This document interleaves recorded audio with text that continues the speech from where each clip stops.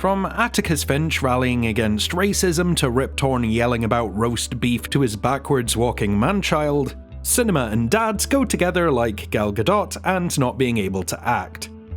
For any of us fortunate enough to have a fantastic father, or those of you who are yourselves Patriarch of the Year material, sitting down and sharing a piece of film between generations can be a bond-affirming moment where attachments are forged and opinions are shared about masculinity, morality, paternal drives, and how to look unfazed and cool as hell as you kinda look off into the middle distance.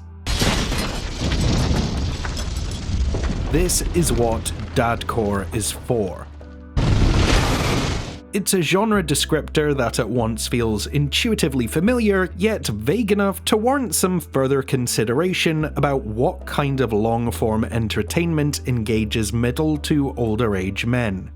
So, can we define what Dadcore is, what it isn't, identify the key points of reference, and finally, use all that information to create our very own in-frame-out Dadcore Canon. But, Dad, I don't know how to love. You never taught me how.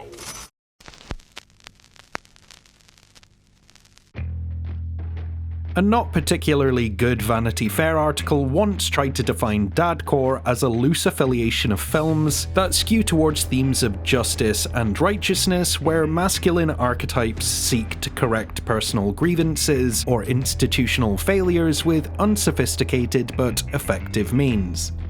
Remember Sally when I promised to kill you last? That's right, Major. You did. I lied.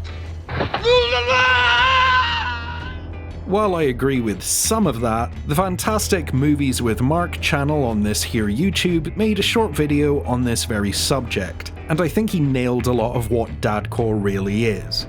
Movies with Mark identified how many of these films exist in a space that is largely uncritical of the military, police, or accepted cultural status quos, while their larger narratives represent and reinforce traditional, familial, and patriotic values through plot, character motivations, and actions.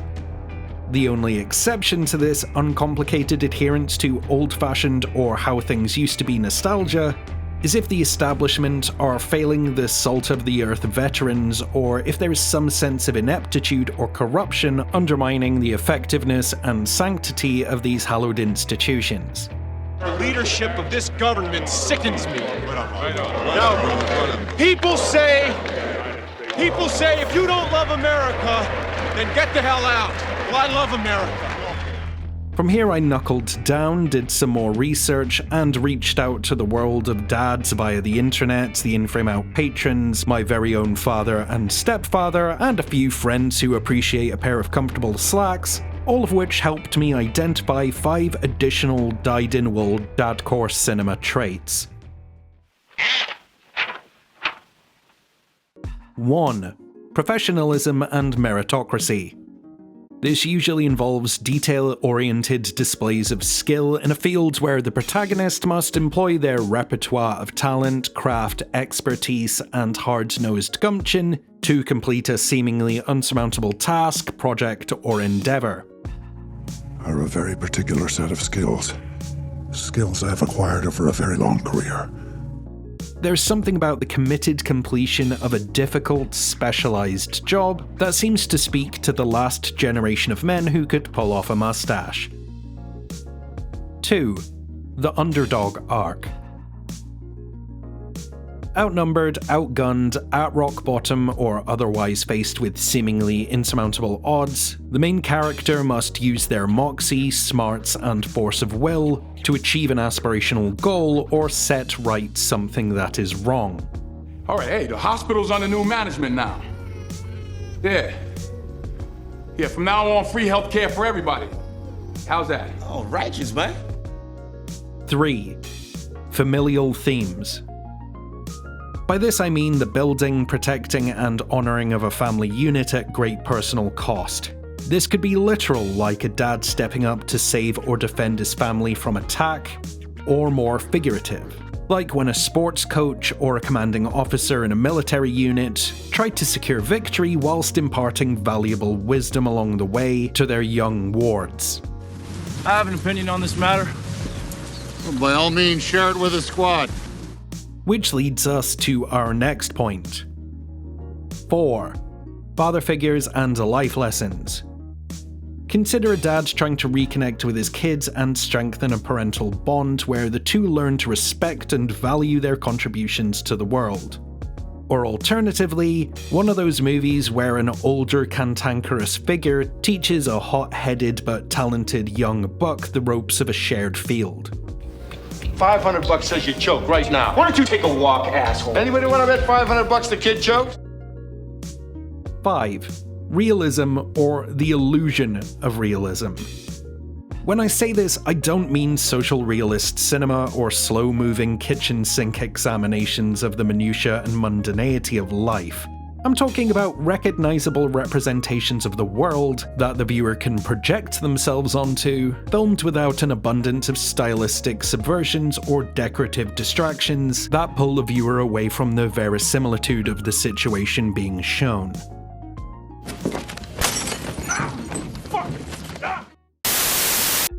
Now we've got a better grasp of what this plaid shirt umbrella of cinema actually is, I took note of everything the internet has stamped with the word dadcore, reached out to as many fathers, father figures, and Hank Hills as possible, aggregated these responses alongside the most frequently cited examples in articles, videos, listicles, and on Letterboxd. I then filtered down the more than 300 contenders to the 25 most cited dadcore gems.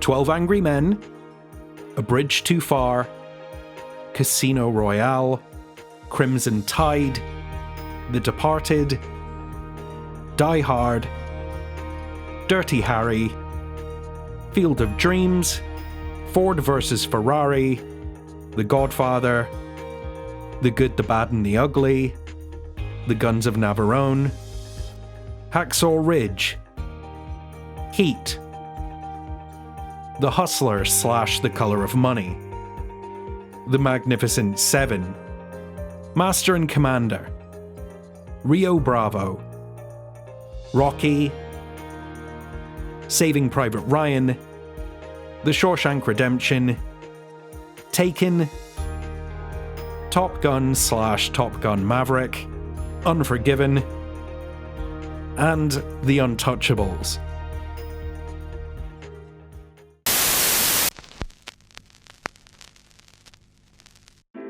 Breaking those 25 entries down along genre lines reveals that 9 are centered around crime, justice, and law. There are 7 where the stage is set by war and military maneuvers, 4 that bring us back to the rootin' tootin' West, another 4 competitive stabs at the world of sports, and rounding things out we have the everything for everyone hybrid of James Bond. Now, I imagine some of you out there might think I'm in some way doing this to take a dig at those quote-unquote normie or basic picks, just to shit on their uniform predictability. And to that I say, those films are beloved for a reason. About 8 of the films in that list I just read should be in any cinephile's conversation regarding the greatest English language features ever made. That kind of elitist attitude towards people engaging with and valuing popular culture absolutely sucks, and I want nothing to do with it. Yes. With dozens of pages of tobacco-stained research now in hand, my findings also started to paint a picture of what doesn't jive with the Dadcore collective. Jesus Christ.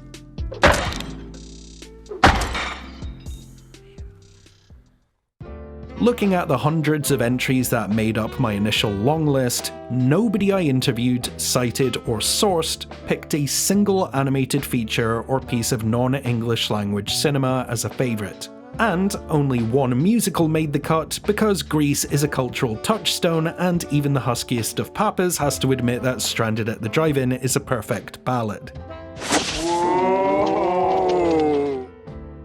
The only comedies or science fiction inclusions are examples of hybridization and genre cross-pollination, like when a comedy is actually a sports comedy. The sci-fi has plenty of action cops or hot action cops. And then we get to horror, which had 2 measly mentions for Jaws and The Exorcist.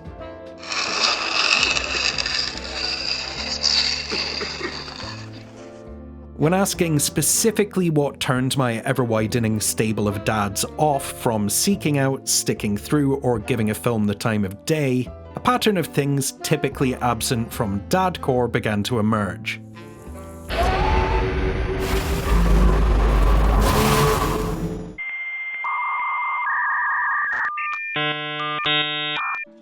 One, global or art house cinema. If it did play a limited run at a boutique theatre or originates from a country that doesn't yarl everything in English, then that's a pretty steep deal breaker for a lot of dads. So, no subtitles and no postmodern rejections of standardized narrative conventions, please. 2. Soft science fiction or whimsical fantasy. The overwhelming majority of respondents stated an aversion to anything they deemed silly, childish, or unrealistic when it comes to sci-fi or fantasy. Stuff like 2001, The Martian, and Blade Runner get a pass because they're oriented around methodical processes and problem solving, with some degree of realism, and encouragingly, the Lord of the Rings trilogy also got the thumbs up from dads, so hooray. 3. Extreme or gratuitous gore.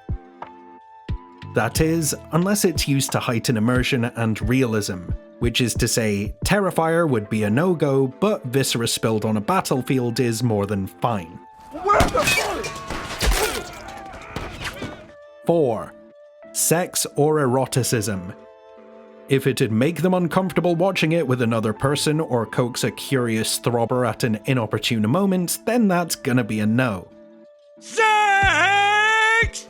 What's so unappealing about hearing your elderly father talk about sex? I had sex! 5. Overt stylization. If the colours, contrast, and aesthetic sensibilities overshadow the narrative drive or stoic resolve of the protagonist, there's a strong chance the dads will mutter the word pretentious into their black coffee and turn the other way. Now, obviously this has all been a bit of fun, and I would never presume to speak for the tastes and filmic inclinations of every father on this pale blue dot. If all these yucks are actually your yums, and you're sat there typing up a comment about how off-base this all is when it comes to your child-rearing motion picture preferences, then congratulations. You are the exception that proves the non-existent rule, then you should consider yourself a gregarious outlier or generally open and obliging to genre ambiguity and great art. Or a goo goo gaga da for short. Learning from what I found so far, and looking beyond the already stone-cold dadcore favourites that most wood-chopping, cigarette-sneaking fathers already know and love, I've put together the In-Frame Out Dadcore Canon, 20 films that are notably absent from most of the articles and lists on this subject, that I bet you and your dad will love if you haven't had the chance to see them yet. We need to make examples, but examples to follow. What we need are heroes.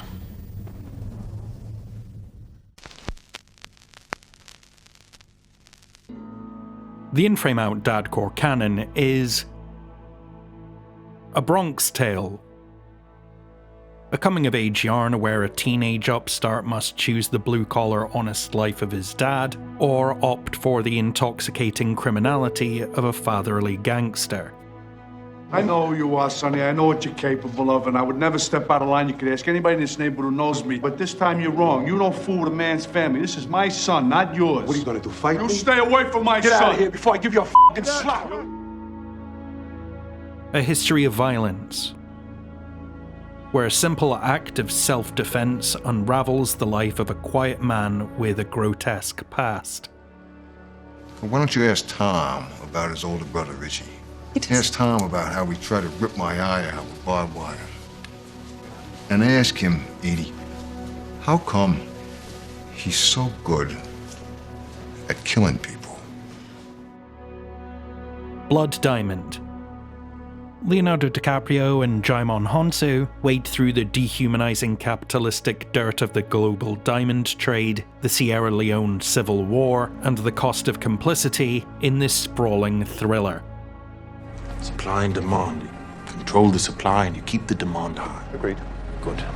Now, technically speaking, they're not financing the war, but they're creating a situation where it pays to keep it going. You understand? Yes.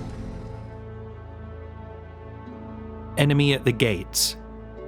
A Russian marksman and German sniper face off in a battle of wits and rubble in this shrapnel-filled World War II gem.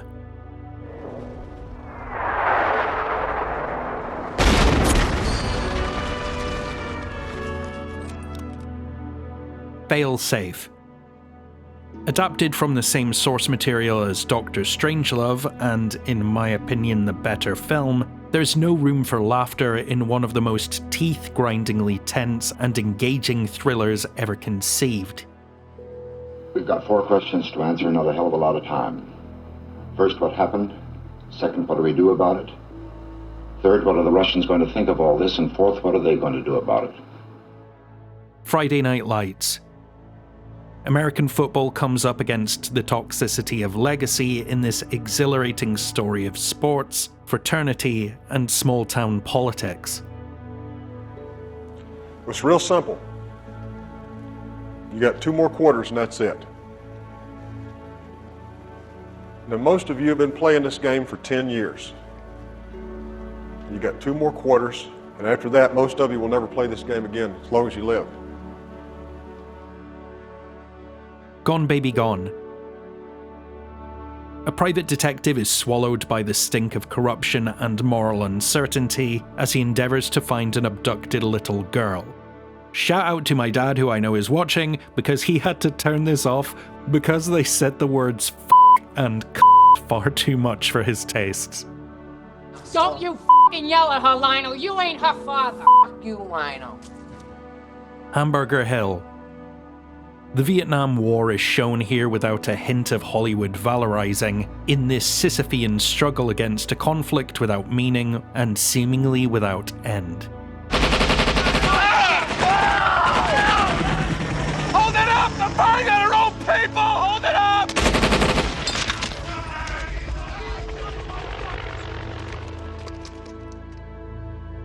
Hell or High Water.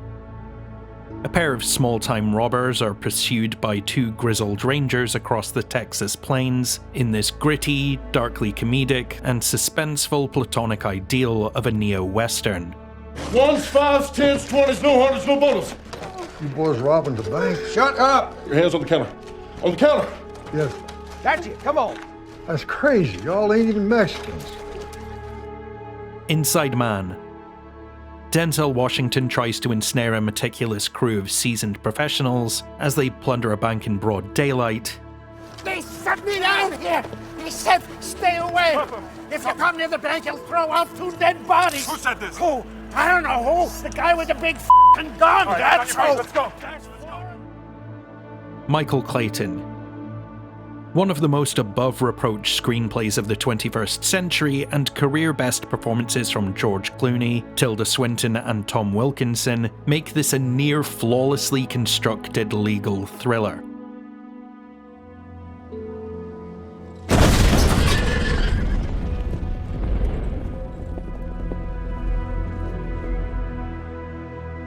Moneyball. Statistical analysis, aggregation, and mathematics meet America's favourite pastime in a baseball film where Brad Pitt drawling down a phone feels as electric as a Game 7 home run. You don't know how to play first base. Scott? That's right. It's not that hard, Scott. Tell him, Wash. It's incredibly hard. Hey, anything worth doing is. Munich. Duty and reciprocity lead to death of the soul, in a feature that has only grown more timely with the ongoing occupation and attempted eradication of Palestine. It's the most savage, unsentimental, and powerful work Steven Spielberg has made in over 30 years. You kill Jews, and the world feels bad for them and thinks you are animals. Yes. But then the world will see how they've made us into animals. They'll start to ask questions about the conditions in our cages. Paths of Glory. Sprawling battles and banal bureaucracy are each life and death propositions in Stanley Kubrick's sobering, glottal scream for the lives needlessly lost in the trenches and courtrooms of the world.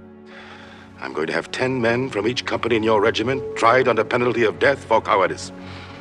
Penalty of death? For cowardice! They've skimmed milk in their veins instead of blood. Well, it's the reddest milk I've ever seen. My trenches are soaked. That's just about enough out of you, Colonel. Prisoners. A what would you do Rorschach test where a missing child drives a desperate father to the brink of madness and into the mouth of evil. Why did you look for my f***ing daughter rather than f***ing... Hey. The Quick and the Dead.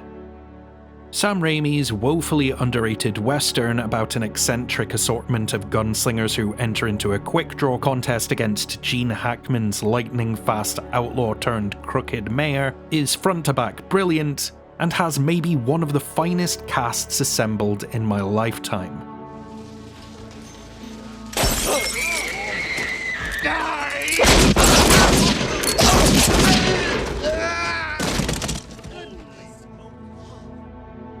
Road to Perdition. A Depression-era mob enforcer hits the road with his son after their family is wiped out in a gangland slaying. A rare anti-hero role for Tom Hanks and a stirring closing salvo for Paul Newman, there's a strong chance your dad will say they don't make him like that anymore once the credits start to roll. And you know what? They'd be kinda right. This is the life we chose, the life we lead. And there is only one guarantee. None of us will see heaven. Thief. Come for the slick cinematography, hyper-realistic jewel heists, and mesmeric score by Tangerine Dream. Stay for how this is essentially a class-conscious elegy for the workers of the world, about how even the most friendly-faced boss out there would sooner detach your retinas than pay you what you're worth.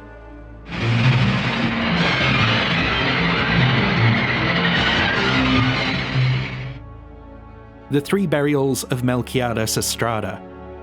Tommy Lee Jones directs and stars in this thoughtful, heart-wrenching contemporary western about forgiveness, friendship, and honor, as a ranch foreman who forcibly enlists the man who killed his best friend to help lay his body to rest.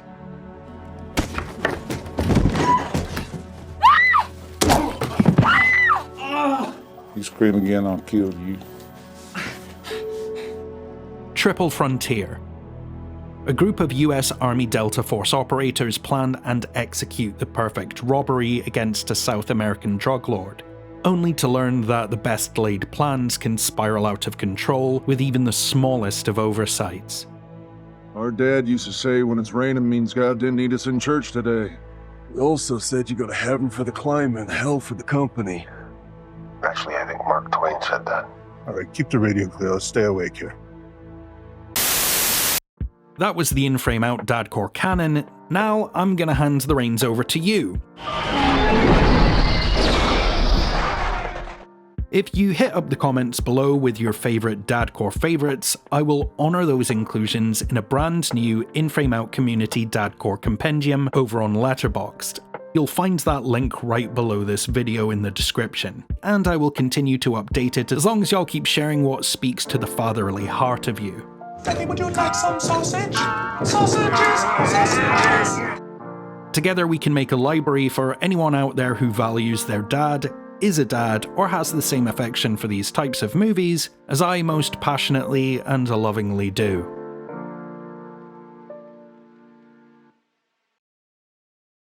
Some good news and dad news for our Patreon producers Jennifer C, Claire MD, Becky O, Jennifer Fetish, Reed Stoven, CC Sings, George Napper, Arden Hughes, John Hughes, Samantha Hughes, Case Hengeveld, Tara O'Connell, and Nicholas Lerevere, and a favourite old chair for all these amazing folks who support us over on Patreon. Don't forget to hit up the comments with your top 10 Dadcore favourites, and why not ask your dad what kind of films really ring his bell. Check out the Dadcore list over on Letterboxd, and if you're in a position to do so, consider signing up to our Patreon for as little as $1 a month. As always, thank you for watching. Until next time, this is In Frame Out.